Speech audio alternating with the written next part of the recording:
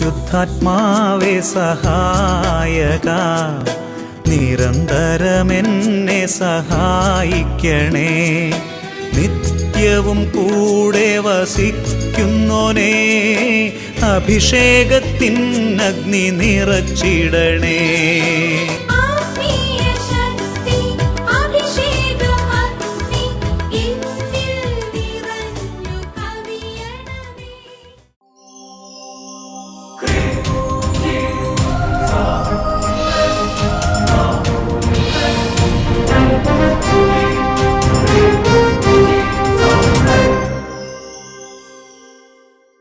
Praise the Lord. Praise the Lord. Hallelujah. Hallelujah.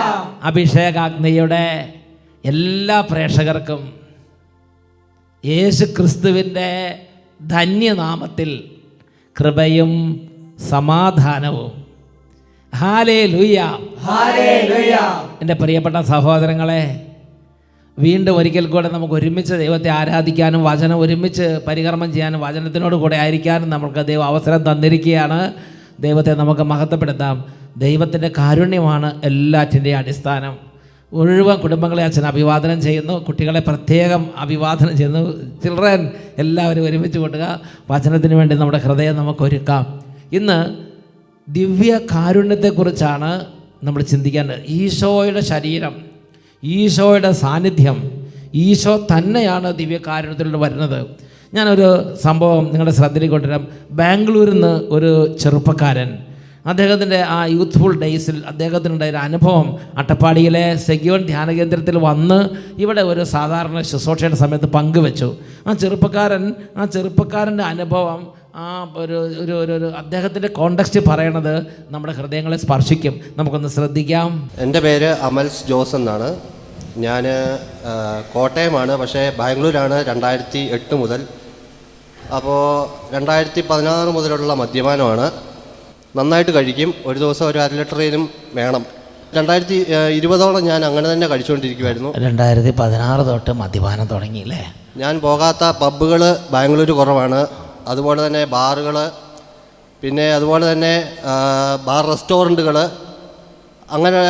അങ്ങനെ ഇരിക്കുമ്പോഴാണ് ഞാൻ ധ്യാനം കൂടും. ഒരു 4 മാസത്തോളം ഇതൊക്കെ നിർത്തിവെക്കും. അങ്ങനെ 4 മാസം കഴിയുമ്പോൾ കൂട്ടുകാർ തന്നെ വിളിച്ച് എവിടെയെങ്കിലുമൊക്കെ ഒരു ടൂറോ കാര്യങ്ങളൊക്കെ ഉണ്ടാവും, പിന്നെയും തുടങ്ങും. അതായത് ഇത് ഒരു പ്രത്യേകം ശ്രദ്ധിക്കണം. നമ്മൾ ഒരു വിധത്തിൽ നിന്ന് രക്ഷപ്പെട്ട് വരുമ്പോഴത്തേനും ഏതെങ്കിലും വിധത്തിൽ സാത്താൻ വന്ന് നമ്മളെ തള്ളി താഴ്ത്തിക്കിടും. അതൊരു അവസ്ഥയാണ്. ഓക്കെ, അവർ പറയുന്ന കാര്യം മറ്റേ കാനായിലെ കല്യാണ വിരുന്നിനെ കാര്യങ്ങളൊക്കെയാണ്. നിന്റെ യേശു തന്നെ പറഞ്ഞിട്ടുണ്ടല്ലോ അങ്ങനെ എന്ന് പറഞ്ഞുകൊണ്ടാണ്. അപ്പോൾ കാനായിലെ കല്യാണം എത്ര ആത്മാക്കൾ ഓക്കെ, അത് തന്നെ ഈ മദ്യപാനികൾക്ക് പറയാൻ ഒരു വേറൊരു സുവിശേഷ ഭാഗമില്ല. ആ ഒരു ഭാഗം എടുത്ത് മദ്യപാനികൾ പറഞ്ഞ് വല്ല ആത്മാക്കളെ വീഴ്ത്തിക്കളയും. മദ്യപാനികൾ സുവിശേഷ പ്രഘോഷകരാണെന്ന് മനസ്സിലായോ? കാനായിലെ കല്യാണം പറയില്ലേ? ശരിക്കും അതെ. അങ്ങനെ 2020 കൊറോണയായി. ആ സമയത്ത് വർക്ക് ഫ്രം ഹോം ആയിരുന്നു. അങ്ങനെ ആകുമ്പോഴത്തേനും എന്ന് വെച്ച് കഴിഞ്ഞാൽ മദ്യം കിട്ടുകയല്ലോ എന്ന് ഓർത്തുകൊണ്ട് ഒരു ബാഗ് നിറയെ മേടിച്ചുകൊണ്ട് വരുമായിരുന്നു. ഈ കോവിഡ് ആയതുകൊണ്ട് കോവിഡ് ആയതുകൊണ്ട് കിട്ടുകയല്ലോ എന്ന് ഓർത്ത് ലോക്ക്ഡൗൺ ആവാൻ പോവാന്ന് പറഞ്ഞുകൊണ്ട് ഞാൻ ബാഗ് നിറയെ മേടിച്ചുകൊണ്ട് വരും. ഇവിടെ എന്താ വെച്ചാൽ ആളുകൾ അരി, മുളക് സാധനങ്ങൾ വാങ്ങിച്ചാണ് വെച്ചിരുന്നത് അട്ടപ്പാടിയിൽ. നമ്മുടെ സഹോദരൻ എന്താ ചെയ്തത്? ദൈവമേ, എല്ലാം അടയ്ക്കാൻ പോകുകയാണല്ലോ എന്ന് വിചാരിച്ച് ബാറിൽ നിന്നൊരു ഏരിയ മുഴുവനും മേടിച്ചോണ്ട് വന്ന് വീട്ടിൽ കൊണ്ടുവച്ച്. അങ്ങനെ ഇരിക്കുമ്പോഴാണ് ഒക്ടോബറിൽ ഇതുപോലെ തന്നെ താമസിച്ചുള്ളതുപോലെ തന്നെ 5 ദിവസം ധ്യാനമായിട്ട് ബുക്ക് ചെയ്യാന്നുള്ള രീതിയിൽ സെക്യൂരിറ്റിയിൽ നിന്ന് വന്നത്. അങ്ങനെ ഞാനത് രജിസ്റ്റർ ചെയ്തു. 5 ദിവസം കരഞ്ഞ് തന്നെ ധ്യാനം കൂടി. എങ്ങനെയും ഇത് പൂർണ്ണമായും മാറണം എന്നുള്ളൊരാഗ്രഹത്തോടെ ധ്യാനം കൂടി. 5-ാം ദിവസമായി കഴിഞ്ഞപ്പോൾ നമ്മുടെ സാംസണച്ചനായിരുന്നു ധ്യാനം. അപ്പോൾ സാംസണച്ചൻ്റെ ധ്യാനത്തിലായിരുന്നു. കരഞ്ഞ് നിലവിളിച്ച് അങ്ങോട്ട് പ്രാർത്ഥിച്ചു. അങ്ങനെ ഇരിക്കുമ്പോൾ ഞാൻ നോക്കുമ്പോൾ ഞാനൊരു ഇരുട്ടുമുറിയിലായിരുന്നു. പക്ഷേ യൂട്യൂബിൽ കണ്ടുകൊണ്ടിരിക്കുകയാണ്. ആ റൂം മുഴുവൻ പ്രകാശിച്ചു. അപ്പോൾ എന്താ വെച്ചാൽ അത് ഇവിടെയുള്ള ധ്യാനമല്ല, ഓൺലൈനിലുള്ള ധ്യാനം. ഓൺലൈനിലുള്ള ധ്യാനത്തിൽ ഒരു ഇരുട്ടുമുറിയിൽ, അത് ഈ മദ്യപാനം എല്ലാം കൊണ്ട് മദ്യമൊക്കെ വെച്ച് കഴിഞ്ഞാൽ പിന്നെ ഇരുട്ടത്ത് ഇങ്ങനെ മൂല ഇരുന്നിട്ടൊക്കെയാണ് ഇങ്ങനെ പ്രാർത്ഥനയ്ക്ക് കൂടുള്ളൂ. അപ്പോൾ ഇരുട്ടുമുറിയിൽ ഇങ്ങനെ ഇരുന്ന് വചനം കേട്ടുകൊണ്ടിരിക്കുകയാണ്. അപ്പോൾ തിരുവോസ്തിയിൽ നിന്ന് അപ്പോൾ വചനം കേട്ടുകൊണ്ടിരിക്കുന്ന സമയത്ത് ആ ഇരുട്ടെല്ലാം മുറി മുഴുവൻ പ്രകാശിക്കാൻ തുടങ്ങി. അപ്പോൾ അതെ, അത് കഴിഞ്ഞ് ദിവ്യകാരുണ്യ ആരാധന സമയത്ത് അരുളിക്കയെന്ന് ഒരു ശക്തി അവിടുന്ന് ഇങ്ങനെ തട്ടി റിഫ്ലക്റ്റ് ചെയ്ത് എൻ്റെ ദേഹത്തോട്ട് വരുന്ന പോലെ എനിക്ക് തോന്നി. ഓൺലൈൻ ധ്യാനാണ്, എന്നാലും പരിശുദ്ധ കുർബാന ഉയർത്തി ആരാധനയ്ക്ക് എഴുന്നള്ളിച്ച് വെച്ചപ്പോൾ അരുളിക്കയിൽ നിന്ന് ശക്തി ഈ ദാസനിരിക്കുന്ന ആ കോർണറിലേക്ക് വന്ന് പതിക്കുന്ന അനുഭവം ഉണ്ടായി. അന്ന് നിർത്തിയതാണ്. ഇന്ന് വരെ ആ സാധനം കണ്ടു കഴിഞ്ഞാൽ ഞാൻ ഛർദ്ദിക്കും. അന്ന് തൊട്ട് പിന്നെ ആ പ്രകാശം വന്ന് പതിച്ച് അന്ന് തൊട്ട് പിന്നെ മദ്യപാനമില്ല. പിന്നെ ഇപ്പം മദ്യം കണ്ടാൽ ഛർദ്ദിക്കാൻ മദ്യം കണ്ടാൽ ഛർദ്ദിക്കുന്നില്ല. ആരെങ്കിലും കുടിക്കുന്ന കണ്ടാൽ പോലും ഞാൻ അപ്പോൾ 2 പ്രാവശ്യം പാട് വെക്കും. ആ ഒരു അവസ്ഥയിലായി. കുടിക്കുന്നത് പോലും കാണാൻ പറ്റാത്ത പോലെ ശരീരത്തിന് ഇപ്പം എന്താ അല്ലേ മാറിപ്പോകും അവിടുന്ന്. എനിക്ക് ഛർദ്ദിക്കാൻ പറ്റും. എനിക്ക് മണം ഭയങ്കരമായിട്ട് ഇറിറ്റേഷനായി. ഈ മണം ഇത് ഇറിറ്റേഷൻ പോലെയായി. നമുക്ക് ചില സാധനങ്ങൾ കണ്ടാൽ ഛർദ്ദിക്കാൻ വരില്ലേ, അതേപോലെ ഇതൊരു ഇറിറ്റേഷനായി. അത് ബോഡി മാറി, ബോഡിയുടെ ഘടന മാറിപ്പോയി. ഇല്ല, നമുക്ക് ചില വിസർജ്യ വസ്തുക്കളുണ്ട് ഇറിറ്റേഷൻ മതി, അത് നമ്മുടെ ബോഡിയുടെ ഒരു ഘടനയാണത്. അതേപോലെ ബോഡിയുടെ ഘടന മാറി പെട്ടെന്ന് ഒറ്റ സെക്കൻഡ് കൊണ്ട് ബോഡിയുടെ ഘടന മാറി. പിന്നെ വേറെ ഒന്നും ചെയ്തിട്ടില്ല. ഒരു ഇരുട്ടുമുറിക്കകത്ത് ഇങ്ങനെ ഇരിക്കുകയാണ്. ഇത് കഴിഞ്ഞിട്ടുള്ള കുടിക്കാൻ സമയം വൈകില്ലോ എന്ന് പറഞ്ഞ് ഇങ്ങനെ ഇരുട്ടുമുറിക്കകത്ത് ഇരിക്കുകയാണ്. പിന്നെ മാത്രമല്ല ലോക്ക്ഡൗൺ കാലത്ത് ഉപയോഗിക്കേണ്ട ഒരുപാട് സാധനം വാങ്ങി സ്റ്റോക്ക് ചെയ്തിരിക്കുകയാണ്. ഇങ്ങനെ ഇരുന്നിട്ട് ഇരിക്കുന്ന സമയത്ത് ഓൺലൈനിൽ പക്ഷേ ആഗ്രഹമുണ്ട്, ശരിക്കും രക്ഷപ്പെടണം എന്ന് ശരിക്കും ആഗ്രഹമുണ്ട്. ആ ആഗ്രഹം കർത്താവ് കാണുന്നുണ്ട് സഹോദരങ്ങളെ. പണ്ട് ആ കുഷ്ഠരോഗി പറഞ്ഞില്ല, കർത്താവെ അങ്ങേക്ക് മനസ്സുണ്ടെങ്കിൽ എന്നെ ശുദ്ധനാക്കാൻ കഴിയും. അതേ മനസ്സോടെയാണ് ഇദ്ദേഹം ധ്യാനം കൂടിയത്. ഓൺലൈൻ ധ്യാനമാണെങ്കിലും അതിന് ആ സമയത്ത് കർത്താവിന് പ്രവർത്തിക്കാൻ പറ്റും. അപ്പോൾ ആ ഇരുട്ടുമുറി ഇരിക്കുന്ന സമയത്ത് മുറി മുഴുവൻ വചനം കേട്ടപ്പോൾ പ്രകാശിച്ച്. പിന്നെ ആരാധന എഴുന്നള്ളിച്ച് വെച്ചപ്പോൾ ഈ ദാസനിലേക്ക് ഒരു പ്രകാശം വന്ന് പതിച്ചു. ആ സെക്കൻഡിൽ ശരീരം രൂപാന്തരപ്പെട്ടു. പിന്നെ മദ്യപിക്കാൻ പറ്റുന്നില്ല, മദ്യം ഇതെല്ലാം അത് അങ്ങനത്തെ സാധനങ്ങൾ കണ്ട വൊമിറ്റിംഗ് സെൻസേഷൻ, വൊമിറ്റിംഗ് സെൻസേഷൻ, ഒരു ഓക്കാനിക്കുന്ന ഒരു പ്രകൃതി. ശരീരം ഓട്ടോമാറ്റിക്കായിട്ട് ഓക്കാനിക്കുക, അതാണത്. നമ്മൾ മനഃപൂർവ്വം വരുത്തണമല്ലോ ഓക്കാനം. ഓട്ടോമാറ്റിക്കായിട്ട് ബോഡി കൊണ്ടുവരുന്ന ഒരു സംഭവമാണത് ഓക്കാനം.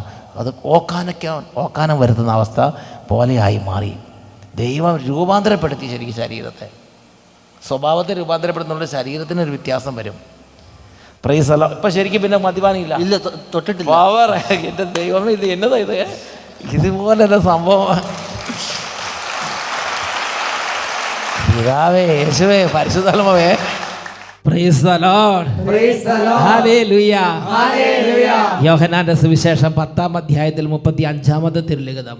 ദൈവം വചനം ഒരു വ്യക്തിയുടെ അടുത്തേക്ക് വരുമ്പോൾ ആ വ്യക്തിയെ രൂപാന്തരപ്പെടുത്തും.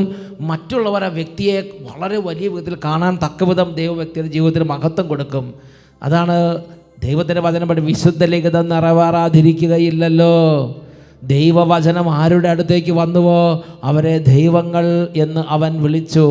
എൻ്റെ പ്രിയപ്പെട്ട സഹോദരങ്ങളെ, ദൈവം അത്രമാത്രം മാനിക്കുന്നുണ്ട് വചനം കേൾക്കുന്ന ഒരു ജീവിതത്തെ. ദിവ്യകാരുണ്യ ഈശോയുടെ അടുത്തേക്ക് വരുന്ന ഒരാത്മാവിനെ ദൈവം അറിയുന്നു, ദൈവം മാനിക്കുന്നു. എഴുന്നേറ്റ് നിൽക്കാം. ഇന്ന് ഓൺലൈനിലൂടെ നിങ്ങൾ അല്ലെങ്കിൽ ടെലിവിഷനിലൂടെ നിങ്ങൾ വിവിധ സ്ഥലങ്ങളിലിരുന്ന് കൂടുകയാണ്. ഷാലോം ചാനലിലൂടെയാണ് നമുക്ക് ലഭിക്കുന്നത്. ഷാലോം ചാനലിൻ്റെ എല്ലാ നേതൃത്വ നിരകളെയും, ഷാലോം ചാനലിന് ആരംഭം കുറിച്ച ബെന്നി സാറിനെയൊക്കെ ഓർത്ത് നന്ദി പറയാം. ഇതുപോലെ വചനം നമ്മുടെ കുടുംബങ്ങളിലേക്ക് എത്തിക്കാൻ ഷാലോമിന് കർത്താവ് ഒരു ചാനലായി ഉയർത്തിയപ്പോൾ അതിനുവേണ്ടി ബെന്നി സാറിനെയും ടീമംഗങ്ങളെയാണ് അനുഗ്രഹിച്ചത്. എൻ്റെ പ്രിയപ്പെട്ട സഹോദരൻ, ഇപ്പോൾ ഷാലോമിൽ പ്രവർത്തിക്കുന്ന ശുശ്രൂഷകർക്ക് വേണ്ടി നമുക്ക് പ്രാർത്ഥിക്കാം. നമുക്ക് ആ മിനിസ്ട്രി അനുഗ്രഹിക്കാൻ വേണ്ടി ദൈവത്തോട് അപേക്ഷിക്കാം. അതോടൊപ്പം തന്നെ ഇപ്പോൾ നമുക്ക് എല്ലാവർക്കും എഴുന്നേറ്റ് നിൽക്കാം. ദൈവമേ, ഞങ്ങളെയും കുടുംബാംഗങ്ങളെയും ഇന്ന് ഈ രാത്രി അനുഗ്രഹിക്കണം, ഈ സമയത്ത് അനുഗ്രഹിക്കണം. അവിടുത്തെ വചനം ഞങ്ങളുടെ അടുത്തേക്ക് അയക്കണം. 147-ാം സങ്കീർത്തനത്തിൽ 15-ാമത്തെ തിരുലിഖിതം. അവിടുന്ന് ഭൂമിയിലേക്ക് കൽപ്പന അയക്കുന്നു, അവിടുത്തെ വചനം പാഞ്ഞു വരുന്നു. അവിടുന്ന് ഭൂമിയിലേക്ക് കൽപ്പന അയക്കുന്നു, അവിടുത്തെ വചനം പാഞ്ഞു വരുന്നു. 2 കരങ്ങൾ ഉയർത്തി ഉറക്കെ സ്തുതിക്കാം. Hallelujah, hallelujah, hallelujah. ദൈവമേ, അവിടുത്തെ അത്ഭുതകരമായ സാന്നിധ്യം, അവിടുത്തെ അത്ഭുതകരമായ ശക്തി, അവിടുത്തെ സാന്നിധ്യം വെളിപ്പെടുത്തണമേ. Glory, glory, glory, glory, glory. Hallelujah, hallelujah, hallelujah. Jesus, Jesus. Power, power.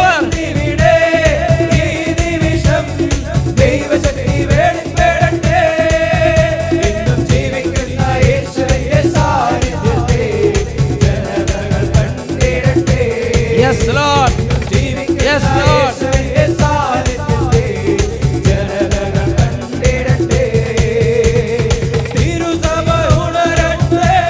Glory, glory, glory.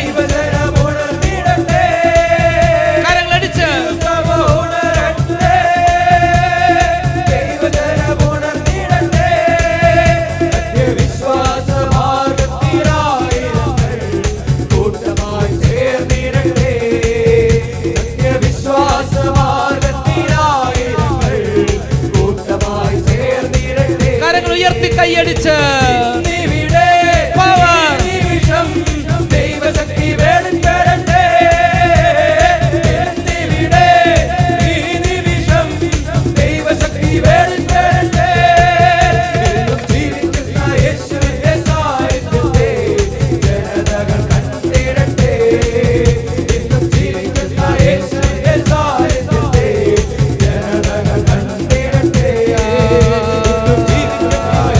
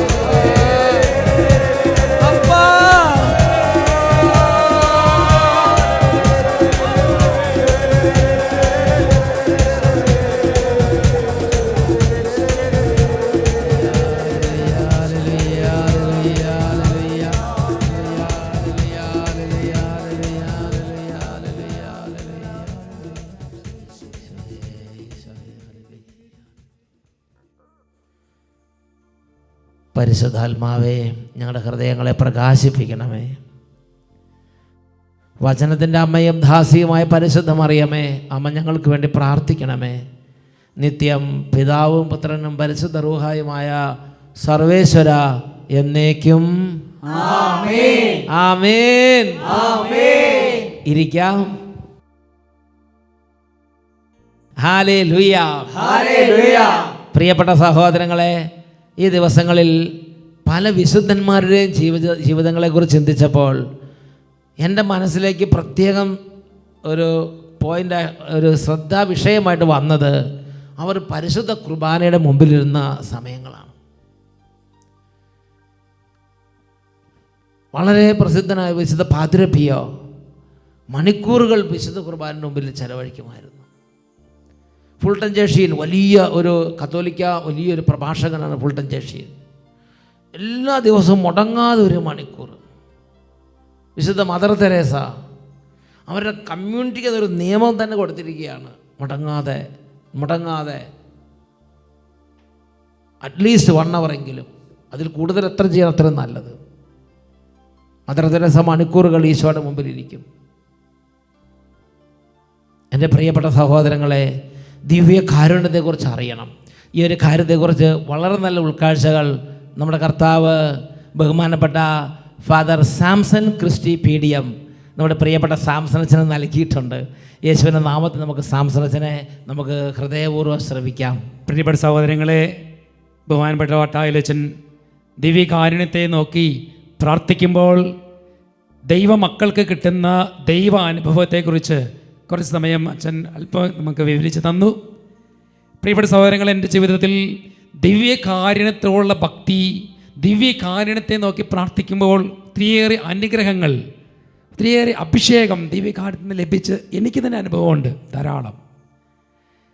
പ്രിയപ്പെട്ട സഹോദരങ്ങളിൽ, ലൂക്കായുടെ സുവിശേഷത്തിൽ 24-ാം അധ്യായത്തിൽ അതിൽ 30-31 തിരുവചനങ്ങൾ, അവിടെ എമ്മാവൂസിലേക്ക് പോയ ശിഷ്യന്മാർ ഈശോയെ കണ്ടെത്തി.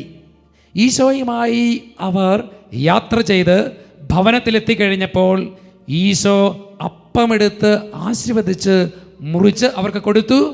അപ്പോൾ അവരുടെ കണ്ണുകൾ തുറക്കപ്പെട്ടു, അവർ അവനെ തിരിച്ചറിഞ്ഞു. ഹല്ലേലൂയ. ഈശോ അപ്പമെടുത്ത് ആശീർവദിച്ച് മുറിച്ച് അവർക്ക് കൊടുത്തു. അപ്പോൾ അവരുടെ കണ്ണുകൾ തുറക്കപ്പെട്ടു, അവർ യേശുവിനെ തിരിച്ചറിഞ്ഞു. ഈശോയെ നോക്കി പ്രാർത്ഥിക്കുമ്പോൾ ഇതുപോലെ ദൈവ അനുഗ്രഹങ്ങൾ, അല്ലെങ്കിൽ ഈശോയെ തന്നെ തിരിച്ചറിയുവാനും ദൈവ അനുഭവത്തിലേക്ക് നമ്മളെ നയിക്കുകയും ചെയ്യും. ദൈവ അനുഭവം, ഇങ്ങനെ ഈശോയെ നോക്കിയ അപ്പോൾ തന്നെ ദൈവ അനുഭവത്തിലേക്ക് ഒരു വ്യക്തി ഉയർത്തപ്പെട്ടതായി ഞാൻ ഒരു പുസ്തകത്തിൽ വായിച്ചു കേട്ടു. ആ വ്യക്തിയുടെ പേരിങ്ങനെയാണ് ആന്ദ്രേ ഫ്രസാഡ്. ആന്ദ്രേ ഫ്രസാഡ് എന്ന് പറയുന്ന ഒരു വ്യക്തി, ആ മനുഷ്യൻ്റെ ജീവിതത്തിൽ ദൈവവിശ്വാസമില്ല, കടുത്ത നിരീശ്വരവാദി, മാത്രമല്ല ക്രിസ്തുവിൻ്റെ കടുത്ത ശത്രു, ക്രിസ്തു വിരോധി, തിരുസഭാ വിരോധി എന്നൊക്കെ നമുക്ക് പറയാം. അങ്ങനെ ആ മനുഷ്യൻ ചെറുപ്പം മുതലേ തന്നെ യേശു ക്രിസ്തുവിനെ നിഷേധിക്കുന്ന, ദൈവവിശ്വാസത്തെ നിഷേധിക്കുന്ന കടുത്ത നിരീശ്വരവാദിയായി വളർന്നു വരികയാണ്. 20-ാമത്തെ വയസ്സെത്തുമ്പോഴത്തേക്കും കടുത്ത നിരീശ്വരവാദിയായി. അങ്ങനെ അദ്ദേഹം ഇങ്ങനെ ഈശോയെ തള്ളിപ്പറഞ്ഞ് ജീവിക്കാൻ തുടങ്ങി.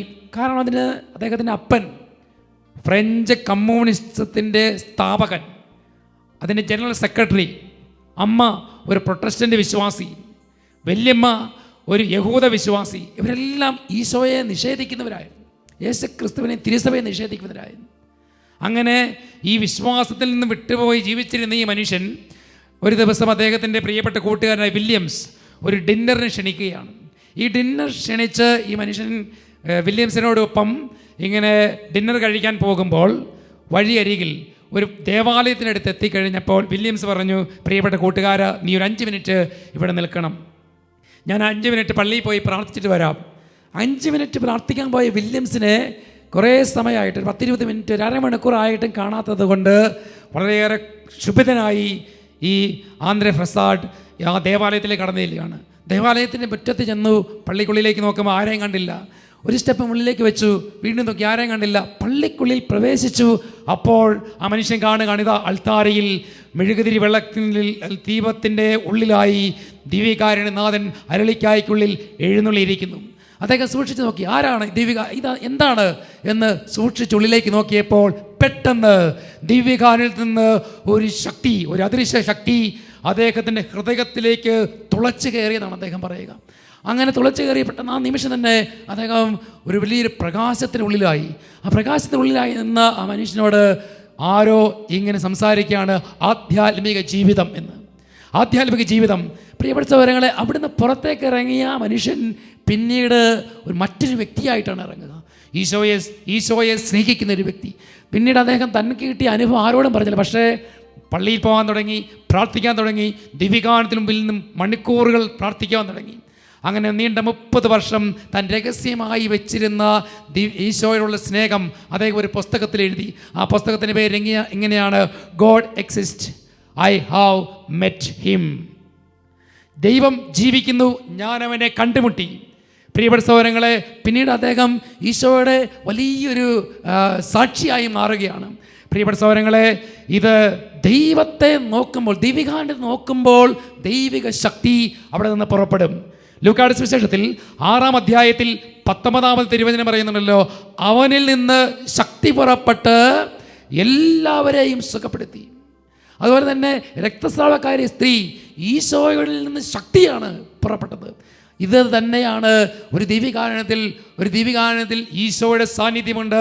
ആ ദിവ്യകാരുണ്യത്തിൽ നിന്നും ദൈവിക ശക്തി പുറപ്പെടും. ഹല്ലേലൂയ, ഹല്ലേലൂയ, സ്വരമുയർത്തി ഹല്ലേലൂയ, ഹല്ലേലൂയ. പ്രിയപ്പെട്ട സഹോദരങ്ങളെ, ഇന്ന് ഈ വചനം കേൾക്കുന്ന പ്രിയപ്പെട്ട ദൈവപൈതലേ, നിങ്ങൾ ദിവ്യകാരുണ്യത്തോട് ചേർന്ന് പ്രാർത്ഥിക്കണം.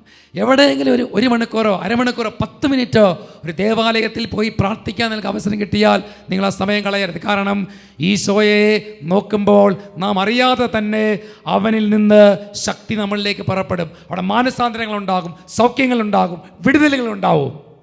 പ്രിയപ്പെട്ട സഹോദരങ്ങളെ, വീണ്ടും നമ്മൾ മൺമറിഞ്ഞു പോയി വിശുദ്ധനായി പ്രഖ്യാപിക്കപ്പെട്ട നമ്മളേറെ സ്നേഹിക്കുന്ന വിശുദ്ധ ജോൺ പോൾ രണ്ടാമൻ മാർപ്പാപ്പയുടെ ജീവിതത്തിൽ വലിയ ഒരു ദിവ്യകാരുണ്യ ഭക്തിയുടെ, ദിവ്യകാരുണ്യത്തിൽ നിന്ന് കിട്ടിയ ഒരു അത്ഭുതത്തെക്കുറിച്ച് പ്രതിപാദിക്കുന്നുണ്ട്. വിശുദ്ധ ജോൺ പോൾ രണ്ടാമൻ മാർപ്പാപ്പ അമേരിക്കൻ ഐക്യനാടുകൾ സന്ദർശിക്കുമ്പോൾ അവിടെ നടന്നൊരു സംഭവമാണ് ഇന്ന് ഞാൻ ഇപ്പോൾ നിങ്ങളോട് വിവരിക്കാൻ പോകുന്നത്. അതിപ്രകാരമാണ്, അമേരിക്കൻ ഐക്യനാട് സന്ദർശിക്കുമ്പോൾ അദ്ദേഹത്തിന് ഒത്തിരിയേറെ പ്രോഗ്രാംസ്, ഒരു ദിവസം ഇങ്ങനെ പ്രോഗ്രാം നല്ല ഷെഡ്യൂൾ ചെയ്ത് വെക്കും. ഇത്ര മണിക്കൂർ, ഇത്ര സമയം, ഇന്ന സമയത്ത് ഇന്ന സ്ഥലത്ത് പാസ് ചെയ്യണം, അങ്ങനെ ഓരോന്ന് പാസ് ചെയ്ത് വെക്കും. ഇങ്ങനെ കൃത്യമായിട്ട് ക്രമീകരിച്ച് വെക്കും. അങ്ങനെ ക്രമീകരിച്ച് വെച്ചു അമേരിക്കയിൽ ഒരു സെമിനാരി സന്ദർശിക്കാൻ ഈ പാപ്പ തീരുമാനിക്കുകയാണ്. ആ സെമിനാരിയിൽ പോയി അവിടെയുള്ള ബ്രദേഴ്സിനെ കാണണം, അവരോട് സംസാരിക്കണം. അങ്ങനെ സംസാരിച്ച് പിന്നെ തിരിച്ചു പോരുക. അങ്ങനെ ഈ വിശുദ്ധ ജോൺ പോൾ രണ്ടാം മാർപ്പാപ്പ ഈ സെമിനാരി സന്ദർശിച്ചു. സെമിനാരിയിലെ പ്രദേശമായിട്ട് സംസാരിച്ചു നല്ല ക്ഷീണിതനാണ്. എങ്കിലും പാപ്പ അവിടെ കൂടിയിരുന്നിട്ട് പറയാണ്, എനിക്ക് കുറച്ച് സമയം ഒരു ദിവികാരുണ്യ ചാപ്പലിൽ ദിവികാരണത്തിന് മുമ്പിലിരുന്ന് കുറേ സമയം പ്രാർത്ഥിക്കണം. അതുകൊണ്ട് പെട്ടെന്ന് ഒരു ചാപ്പൽ അറേഞ്ച് ചെയ്യുക. അങ്ങനെ ആ സെമിനാരിയിലുണ്ടായിരുന്ന ഒരു പള്ളി അറേഞ്ച് ചെയ്യുകയാണ്. അപ്പോൾ പെട്ടെന്ന് സുരക്ഷാ പ്രവർത്തകർ പറഞ്ഞു, അത് പരിശോധിക്കാതെ കയറി പോകാൻ പറ്റത്തില്ല. അവിടെ ഏതെങ്കിലും തരത്തിൽ പാപ്പായെ ആക്രമിക്കാനോ അല്ലെങ്കിൽ ഏതെങ്കിലും തരത്തിൽ മറ്റേതെങ്കിലും തടസ്സങ്ങൾ അവിടെ ഉണ്ടോ എന്ന് അറിയാൻ വേണ്ടി ഒന്ന് പരിശോധിക്കണം. സകല പോലീസും പട്ടാളക്കാരും അവിടെ സന്നിഹിതരാണ്. അവർ ആ ദിവികാരുണ്യ ചാപ്പലിൽ പോയി പരിശോധിച്ച് നോക്കി. അപ്പോൾ അവിടെ ഒന്നും കണ്ടില്ല. അപ്പോൾ അവർക്ക് വീണ്ടും ഒരു സംശയം, എന്തെങ്കിലും തരത്തിലുള്ള കാര്യങ്ങളുണ്ടെങ്കിൽ ഇങ്ങനെ പ്രത്യേകിച്ച് അവിടെയുള്ള ഒരു പട്ടികളുണ്ട്. ആ പട്ടികൾ ചെന്ന് കഴിഞ്ഞാൽ അവർ മണത്ത് കണ്ടുപിടിക്കും. എന്തെങ്കിലും കാര്യങ്ങളുണ്ടെങ്കിൽ ബോംബോ മറ്റു കാര്യങ്ങളുണ്ടെങ്കിൽ ഇവിടെ കണ്ടുപിടിക്കും. അങ്ങനെ ഈ സ്പെഷ്യലായി ട്രെയിൻ ചെയ്ത പട്ടികളെ കൊണ്ടുവന്ന് ഈ ദേവാലയത്തിലേക്ക് കയറ്റിവിടും. ആ പട്ടികൾ അവിടെ ചെന്ന് ആദ്യം പള്ളി അതോടെ എല്ലാം കടന്ന് അവിടെ നോക്കുമെന്ന് കാണുകയല്ല, ഒരു സൈഡ് വിങ്ങിലേക്ക് ചെല്ലും. അവിടെയാണ് സക്രാരി ഇരിക്കുന്നത്. ഈ സക്രാരിയുടെ അടുക്കൽ ചെല്ലുമ്പോൾ പട്ടികൾ നിർത്താതെ കുരയ്ക്കാൻ തുടങ്ങും. പട്ടികൾ കുരയ്ക്കാണോ, അത് ശക്തമായി കുരയ്ക്കുകയാണ്. അവിടെ ആരും മറഞ്ഞിരിക്കുന്നു എന്ന് തോന്നത്തക്ക വിധത്തിൽ പട്ടികൾ കുരച്ചുകൊണ്ടിരിക്കുകയാണ്.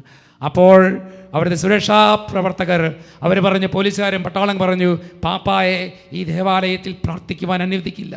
കാരണം ഇവിടെ ഞങ്ങൾക്ക് ആർക്കും കാണാൻ പറ്റാതെ എവിടെയോ ഒരു തീവ്രവാദി അല്ലെങ്കിൽ ഒരു കൊലപാതകി പാപ്പായെ കൊല്ലാൻ പാത്തിരിപ്പുണ്ട്. അത് നമുക്ക് കാണാൻ പറ്റുന്നില്ല, പക്ഷെ പട്ടികൾ കാണുന്നുണ്ട്. അതുകൊണ്ട് ധൈര്യത്തോടെ ഇതിലേക്ക് കയറ്റിവിടാൻ പറ്റില്ല. പ്രിയപ്പെട്ട സഹോദരങ്ങളെ, അങ്ങനെ പറഞ്ഞുകൊണ്ടിരിക്കുമ്പോൾ അവിടെ ഇരുന്ന് ഒരു കർദിനാൾ പറയാണ്, ശരിയാണ്, ഇവിടെ ഒരാൾ മറഞ്ഞിരിപ്പുണ്ട്.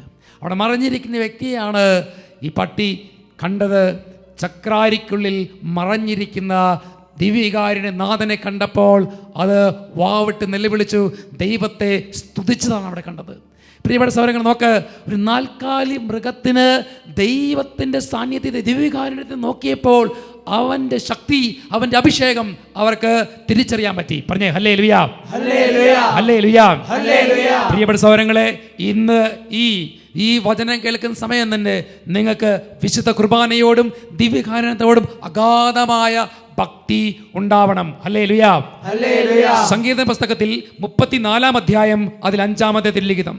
സംഗീത പുസ്തകം 34:5 വചനം ഇങ്ങനെ പറയുന്നു, അവിടുത്തെ നോക്കിയവർ പ്രകാശിതരായി. അവിടുത്തെ നോക്കിയവർ പ്രകാശിതരായി. ഞാൻ ആദ്യമേ സൂചിപ്പിച്ചല്ലോ, കർത്താവിനെ നോക്കി പ്രാർത്ഥിക്കുന്നവർക്ക് രോഗസൗഖ്യം മാത്രമല്ല. ഇന്നത്തെ വചനം കേട്ടപ്പോൾ നമുക്ക് കഠിന മദ്യപാനിയായിരുന്ന ഒരു ചെറുപ്പക്കാരൻ ദിവ്യകാരുണ്യത്തെ നോക്കി പ്രാർത്ഥിച്ചപ്പോൾ ആ ദിവ്യകാരുണ്യത്തിൽ നിന്ന് ശക്തി പുറപ്പെട്ടു. വർഷങ്ങളായി ഒരു ബന്ധനത്തിൽ കുടുങ്ങിയിരുന്ന മകൻ വിടുതൽ പ്രാപിച്ചു. പ്രിയപ്പെട്ട സഹോദരന്മാരെ, ഇതുപോലെ എത്രയോ സാക്ഷ്യങ്ങൾ, കണ്ണ് കാണാത്തവർ, സംസാരിക്കാൻ പറ്റാത്തവർ കർത്താവിനെ നോക്കി പ്രാർത്ഥിച്ചപ്പോൾ പിന്നെ തുടരെ വാക്കൂട്ടാതെ സംസാരിക്കുന്നത് നാം കാണുന്നുണ്ട്. എൻ്റെ തന്നെ ജീവിതത്തിൽ കഴിഞ്ഞ ഒരു വർഷക്കാലം പ്രിയപ്പെട്ട ഒട്ടായച്ചനോടൊപ്പം ഞാൻ ഒറ്റയ്ക്ക് ഒരു സ്ഥലത്ത് പ്രാർത്ഥിച്ചുകൊണ്ടിരിക്കുകയായിരുന്നു. അതിൽ ഭൂരിഭാഗം സമയവും ഞാൻ ചെലവഴിച്ചത് ദിവ്യകാരുണ്യത്തിന് മുമ്പിലാണ്. പ്രിയപ്പെട്ട സഹോദരങ്ങളെ, ആ നാളുകളെല്ലാം ശരിക്കും ദൈവത്തിൻ്റെ കൃപയും അഭിഷേകവും ഒഴുകുന്നതും അതായത് ആ ദൈവത്തിൻ്റെ സ്നേഹത്തിൽ നിറയുന്ന ഒരു വലിയ അനുഭവം എനിക്ക് തന്നെ ഉണ്ടായിട്ടുണ്ട്. പ്രിയപ്പെട്ട സഹോദരങ്ങളെ, അപ്പോൾ ഞാൻ ഇന്ന് ഈ വചന ശുശ്രൂഷ നടത്തുമ്പോൾ ഞാൻ ഓർക്കുകയാണ്, വീണ്ടും എനിക്ക് അത്തരത്തിൽ കുറച്ച് സമയം കൂടെ കിട്ടിയിരുന്നെങ്കിൽ എന്ന്. പ്രിയപ്പെട്ട അത്രമാത്രം ദൈവത്തിൻ്റെ സാന്നിധ്യവും അഭിഷേകവും നിറയുന്നൊരു സമയമാണ് ദിവ്യകാരുണ്യത്തിന് മുമ്പിൽ ഇരുന്ന് പ്രാർത്ഥിക്കുമ്പോൾ. എനിക്ക് കിട്ടിയ അനുഭവം ധാരാളമുണ്ട്. അത് എത്രമാത്രം പറഞ്ഞാലും തീരാത്ത വിധത്തിൽ. അതുകൊണ്ട് തന്നെയാണ് ഇന്ന് ഈ ദിവസം നിങ്ങളോട് ഈ ഒരു ദൂത് പറയുന്നത്. ദിവ്യകാരുണ്യത്തിൽ ദൈവത്തിൻ്റെ സാന്നിധ്യമുണ്ട്. യേശു ക്രിസ്തു തന്നെയാണ് ദിവ്യകാരുണ്യത്തിൽ വസിക്കുന്നത്. ഹല്ലേലൂയ. യോഹന്നാന്റെ സുവിശേഷത്തിൽ 8-ാം അധ്യായം 12-ാമത്തെ തിരുലിഖിതം. യോഹന്നാന്റെ സുവിശേഷം 8-ാം അധ്യായം 12-ാമത്തെ തിരുലിഖിതം. യേശു വീണ്ടും അവരോട് പറഞ്ഞു, ഞാൻ ലോകത്തിൻ്റെ പ്രകാശമാണ്. എന്നെ അനുഗമിക്കുന്ന ഒരിക്കലും അന്ധകാരത്ത് നടക്കുകയില്ല, അവന് ജീവൻ്റെ പ്രകാശമുണ്ടാകും. കണ്ടോ, ദിവ്യകാരുണ്യത്തിൽ നോക്കി പ്രാർത്ഥിക്കുന്നവൻ ഒരിക്കലും പാപത്തിലോ ബന്ധനത്തിലോ വീഴുകയില്ല. ദൈവത്തിൻ്റെ പ്രകാശം അവൻ ലഭിക്കും. സംഗീത പുസ്തകം 123:2. സംഗീതം 123 ഇതാ നമുക്ക് കർത്താവിൻ സന്നിധിയിലേക്ക് കണ്ണുകൾ ഉയർത്താം. ദാസന്മാരുടെ കണ്ണുകൾ യജമാനൻ്റെ കൈകളിലേക്ക് എന്നതുപോലെ, ദാസിയുടെ കണ്ണുകൾ സ്വാമിനിയുടെ കൈകളിലേക്ക് എന്നതുപോലെ ഞങ്ങളുടെ ദൈവമായ കർത്താവിന് ഞങ്ങളുടെ മേൽ കരുണ തോന്നുവോളം ഞങ്ങളുടെ കണ്ണുകൾ അവിടെ തന്നെ നോക്കിയിരിക്കുന്നു. നമുക്ക് ദിവികാരുണ്യ നാഥനോട് പ്രാർത്ഥിക്കാം. തുടർന്ന് ദിവികാരുണ്യ ആരാധനയിൽ നമ്മുടെ തന്നെ എല്ലാ നിയോഗങ്ങളും സമർപ്പിച്ച് പ്രാർത്ഥിക്കുകയും ചെയ്യാം.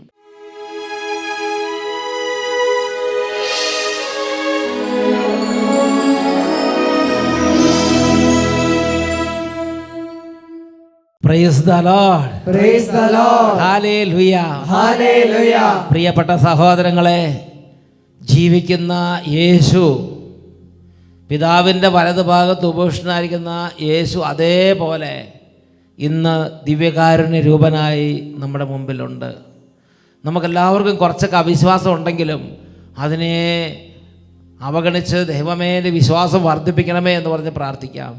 ഈശോയിലേക്ക് നോക്കി ജീവിക്കുന്ന ദൈവമായി ഹൃദയം കൊണ്ട് യേശുവിനെ അംഗീകരിക്കാം. യേശുവേ, എൻ്റെ ദൈവമേ, അവിടെ നിന്നാണ് എനിക്ക് വേണ്ടി കുരിശിൽ മരിച്ചത്. അവിടെ നിന്ന് ഉയർത്തെഴുന്നേറ്റു, അവിടെ നിന്ന് പിതാവിൻ്റെ വലതുഭാഗം ആരോഹണം ചെയ്തു, അവിടെ നിന്ന് ദിവികാരുടെ നിന്ന് വസിക്കുന്നു. ആ ഒരു വിശ്വാസബോധ്യത്തോടെ 2 കരങ്ങൾ ഉയർത്തിപ്പിടിക്കാം. എത്രമാത്രം സ്നേഹത്തോടെ യേശുവിനെ വിളിക്കാമോ അത്രയും സ്നേഹത്തോടെ യേശുവിനെ വിളിക്കണം. യേശുവേ എൻ്റെ ദൈവമേ, യേശുവേ എൻ്റെ രക്ഷക, യേശുവേ എൻ്റെ നാഥനെ വലിയ സ്നേഹത്തോടെ വിളിക്കാം. ഉറക്കെ സ്തുതിക്കാം. ഹല്ലേലൂയ, യേശുവേ, യേശുവേ, യേശുവേ, യേശുവേ, യേശുവേ, യേശുവേ, യേശുവേ, യേശുവേ, യേശുവേ, യേശുവേ, യേശുവേ, യേശുവേ. ദിവ്യകാരുണ്യ ആശീർവാദ സമയത്ത് 2 കരങ്ങൾ ഉയർത്തി എത്ര തീഷ്ണത യേശുവിനെ വിളിക്കാമോ അത്രയും ഉച്ചത്തിൽ വിളിക്കുന്നു.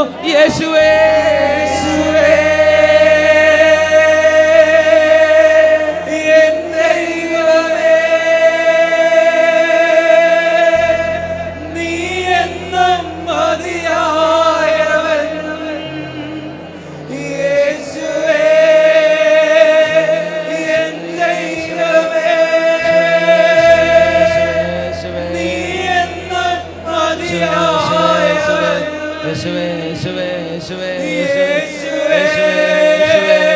കരഞ്ഞു വിളിക്കുന്നു.